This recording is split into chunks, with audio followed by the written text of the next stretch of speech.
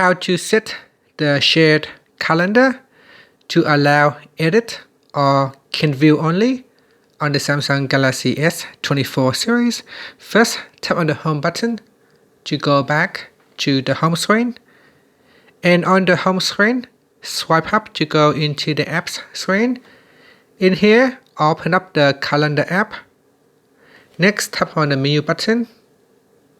And then we scroll down to the bottom and tap on manage calendars. In here, you want to open up the shared calendar that you would like to edit.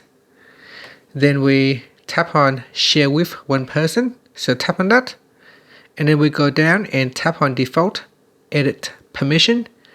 In here, if you want to allow invited people to edit, tap on invited people can edit. Otherwise, you can set it to view only, so they can only read the calendar, but they will not be able to edit. And that's it. So select one of the available options, and then tap on the back key to go back to your calendar page. Tap on the home button to go back to the home screen.